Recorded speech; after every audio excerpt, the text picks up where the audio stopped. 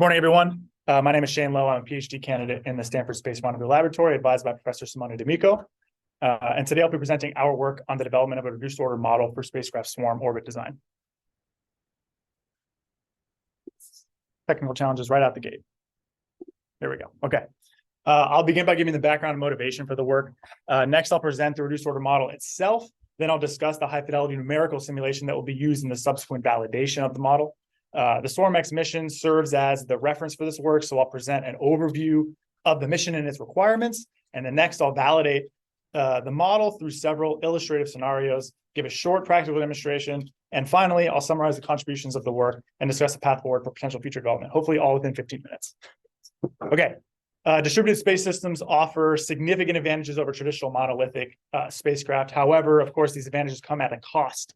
And one of those costs is significantly increased mission complexity. So missions employing spacecraft swarms need to consider additional factors like collision avoidance and formation maintenance. For upcoming multi-spacecraft missions like SwarmX, Visors, Calyx-1, the design of relative orbits poses a major challenge for their mission designers. Existing methods for swarm orbit design are often focused on a specific mission or orbit type, which limits their applicability. Many proposed methods are too computationally expensive to feasibly simulate long-duration missions, particularly during early mission design phases when rapid prototyping is desirable. They also typically suffer from a lack of explainability. So the variables that can be tuned and how the modification of these variables affects the key mission parameters is not always clear. And this will become increasingly important as mission designers who may not necessarily be experts in spacecraft relative motion seek to avail themselves of the advantages of distributed space systems. So this work is intended to address the problem of how to enable swarm orbit design in a manner that is flexible enough to meet diverse mission requirements while providing reliable outputs for key mission design parameters. The focus of the work is on parameters related specifically to spacecraft operations such as delta V consumption, minimum interspacecraft separations. However, the extension of the proposed method to other parameters of interest is possible.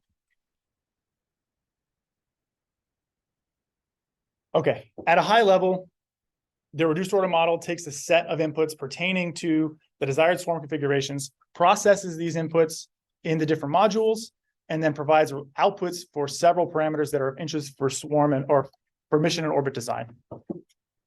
Due to time constraints, I will only be able to describe a subset of these modules. For a detailed discussion of each component of the model, please refer to the paper. Okay, so first some preliminaries. The reduced order model uses two parameterizations of the relative orbit. The first is in terms of relative orbital elements, or ROE, which are defined in terms of the Keplerian orbital elements. The use of ROE provides a straightforward visualization of the relative orbits, as shown in the figure at the bottom right. It also permits the analytical inclusion of maneuvers and perturbations, which will be important later. The second parameterization uses in terms of the Cartesian relative position and velocity. And these are expressed in the RTN frame attached to a chief spacecraft. The reduced order model relies on a first order mapping between ROE and Cartesian states, which is linearized about zero separation, interspacecraft separation. This means that the mapping loses fidelity at larger separations, but is most accurate at small separations when that accuracy is most needed. The mapping provides an expression for the minimum RN plane separation shown at the bottom right. And by inspection, this expression indicates that the relative eccentricity and inclination vectors would ideally be parallel and as large as possible. Okay, and now to dive into the first major component of the model, swarm reconfiguration. So for the purposes of the reduced order model, the delta V cost of a reconfiguration is computed using the delta V lower bounds derived from reachable set theory. Note that in-plane and out-of-plane reconfigurations are decoupled, and also that there is a time dependency for the delta lambda dominant reconfigurations, which is analogous to a long track separation. So to go a little bit deeper into a long track reconfigurations, the reduced order model offers two options for realizing a long track reconfiguration. The first is to use propulsion, which presents mission designers with a trade between delta V cost of the reconfiguration and its time duration. Looking at this in ROE space, an initial tangential maneuver is performed, followed by a wait period, and then an equal and opposite maneuver is performed to return the relative semi-major axis to zero. Performing large maneuvers introduces a greater initial difference in relative semi-major axis, and so reduces the time duration of the total reconfiguration. Differential drag is becoming increasingly popular for the reconfiguration of distributed space systems because it offers the potential for lowering the cost of the reconfiguration depending on the specific capabilities of the spacecraft. Using differential drag to realize an long-term configuration presents mission designers with a trade between the relative ballistic coefficient and the time duration of the relative configuration. And this is captured in the equation at the bottom left, which can be used to compute the time duration of an along-track reconfiguration. Of course, mission designers will need to consider carefully what relative ballistic coefficient is achievable, depending on the structural design of the spacecraft, as well as any other constraints on their attitudes. In a simple model for a pair of spacecraft, a relative ballistic coefficient is introduced between the spacecraft, typically through attitude control. This causes a linear drift in the relative semi-major axis and a quadratic accumulation in the relative mean longitude. Once approximately half of the desired change in relative mean longitude has been achieved, the spacecraft perform a switch such that their relative ballistic coefficients are now in the opposite sense. This drives the relative semi-major axis back towards zero, ideally reaching it just as the desired relative mean longitude is achieved. Okay, next I'm going to dive into the safety and collision avoidance methodology. The equation I showed earlier for the minimum RM plane separation distance, which is repeated on this slide, is only valid for a single epoch. But of course, perturbations cause secular changes in the ROE, which follow the dashed line paths shown in the figure. The reduced order model assumes that the method of EI vector separation is used for swarm maintenance because it is well known and has extensive flight heritage. So within this methodology, any relative configuration that does not violate the predefined control window bounds is theoretically possible. And mission designers need to know what is the worst case relative configuration over long time periods that they may be maintaining the swarm. To do this, the reduced order model takes a simple algorithmic approach, which begins by determining if it is possible for the relative eccentricity and inclination vectors to be perpendicular to one another within the control window bounds. If the answer is yes, then of course a conjunction is possible. If no, then the worst case relative configuration will occur at the control window bounds, and then it's straightforward to identify which of the four possible configurations has the smallest interspacecraft separation. In the example shown on the right, this occurs when the EI vectors are both at the point immediately before maintenance maneuver is performed. Okay, moving into the high fidelity simulation. A reduced order model is only useful if it provides reasonably accurate results at a lower computational cost than alternative methods. And so to demonstrate that this reduced order model meets this requirement, it must be validated against some reference truth. To provide that reference truth, we use S-cubed, which is a high fidelity orbit propagator developed by SLAB, which includes the perturbations and models shown in the figure or in the table on the right. The controller in the loop for the high fidelity simulations is modeled on the Prisma flight software, and navigation and maneuver execution errors are included as well. Okay, next I'll give a brief overview of the swarm mission and its requirements. The Space Weather Atmospheric Reconfigurable Multi-Scale Experiment, or SwarmX, is a swarm mission funded by the NSF and NASA's CubeSat Launch Initiative, consisting of 3 3U CubeSats operating in LEO. The mission's scientific objectives are focused on the equatorial thermospheric anomaly and equatorial ionization anomalies, which are shown in the figure here at the bottom right. They're features of the upper atmosphere, which are of great interest scientifically speaking. The mission also has several engineering objectives, which are focused on advancing the state-of-the-art in CubeSat swarming and related technologies. The mission's objectives are broken down into primary science questions and secondary mission demonstrations, shown here in the table on the upper right. These are then further subdivided and translated into requirements on the absolute and relative orbits of the swarm. A sample of these are shown here at the table at the bottom right. As you can see, the accomplishment of mission objectives requires significant swarm reconfigurations and also long periods of swarm maintenance.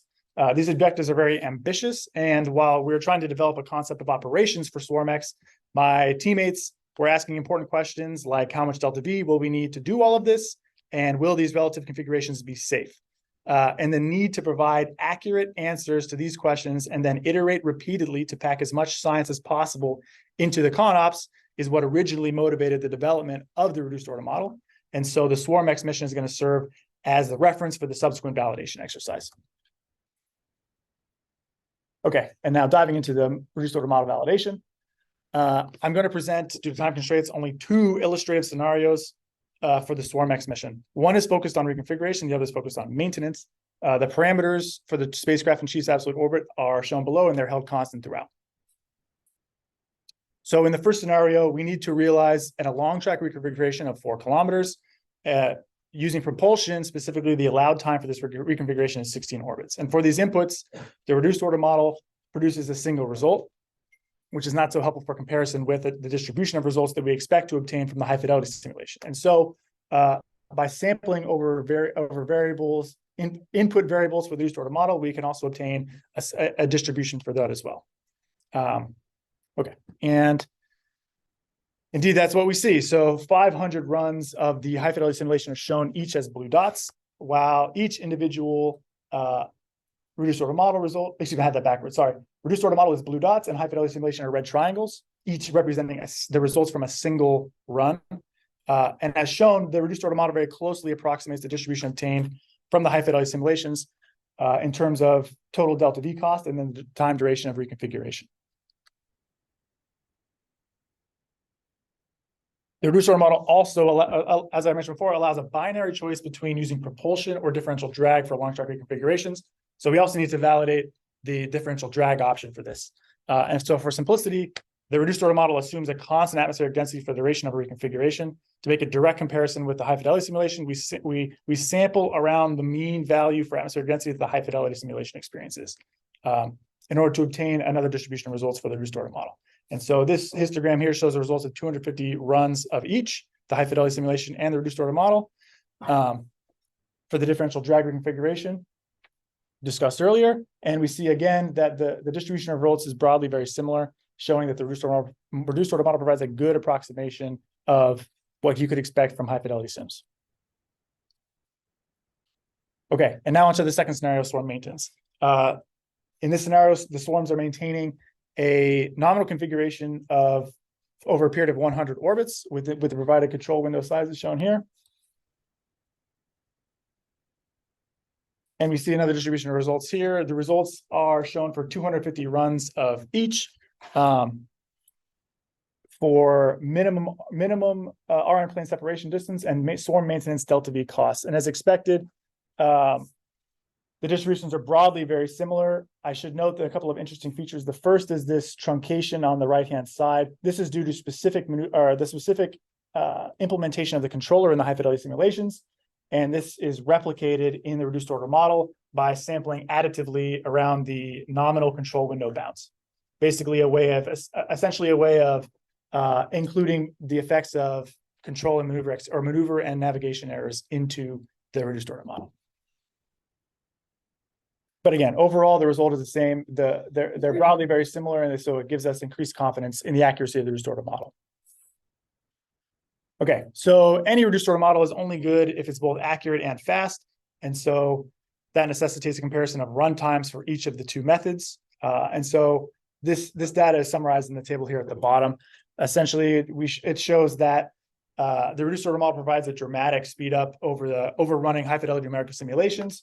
The cost, of course, is that from the reduced order model, you can't obtain instantaneous orbit data. Since you're not truly simulating an orbit numerically in space, it only gives you access to these final outputs. But for our purposes of mission and orbit design, this is adequate. Okay, so now I'm going to dive into a quick practical demonstration. Oh man, I'm really close on time. With a simple example. So the observations made by the SwarmX spacecraft have the greatest scientific value at the peak of the solar cycle, which is shown here at the figure on the right.